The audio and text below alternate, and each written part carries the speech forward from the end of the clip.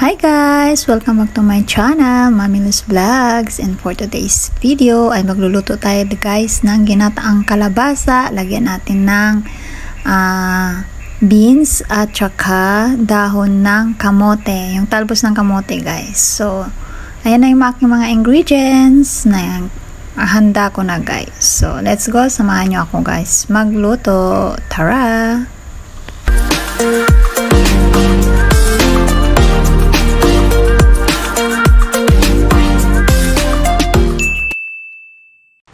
So ito na guys, yung ating kawali, maglalagay na tayo ng konting oil para dyan natin igisa yung ating garlic at saka yung ating onion guys. Painitin na natin konti yung ating oil at ilalagay na natin yung ating garlic. Ayan, dinumihan ko ng garlic guys kasi maganda yung maraming garlic sa food, yung bababa ng dugo, yung sabi nila guys. So dinagdagan ko na ang garlic para mas masarap yung ating ginataan at nilagay ko na rin guys yung aking onion na hiniwa-hiwa din.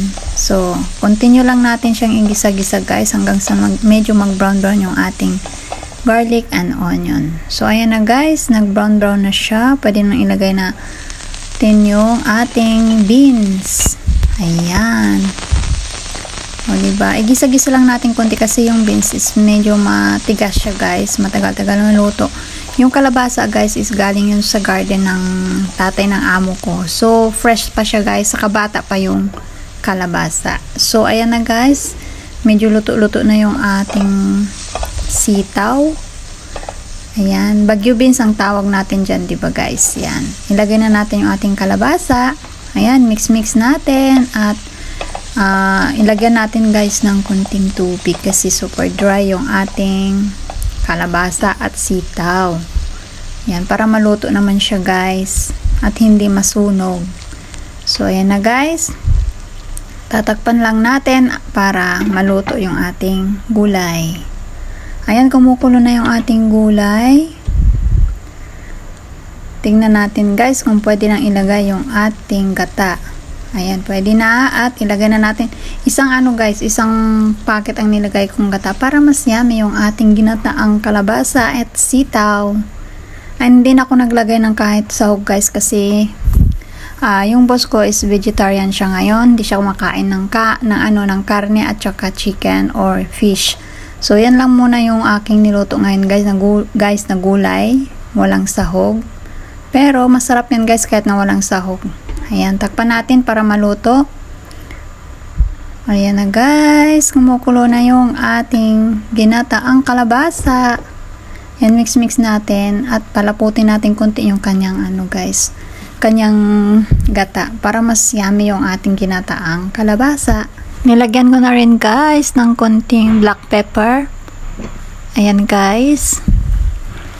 At pagkatapos yan guys, pag medyo luto na yung ating kalabasa at sitaw, ilalagay na natin yung ating dahon ng kamote. Kasi yung dahon ng kamote, sandali lang naman yun guys maluluto. So, ayan na guys.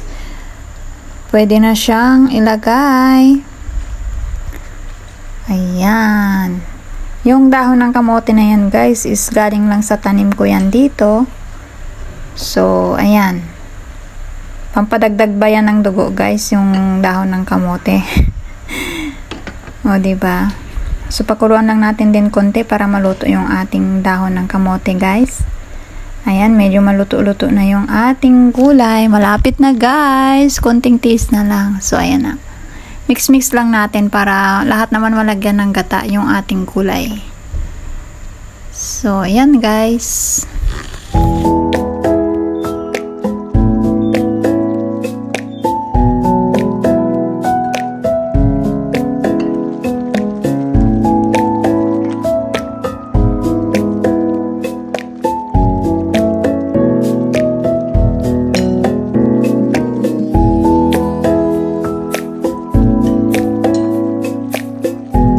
So, ayan na guys. Luto na yung ating gulay. Ayan, ready na. Pwede na tayong kumain. Hope nag-enjoy kayo sa aking recipe for today.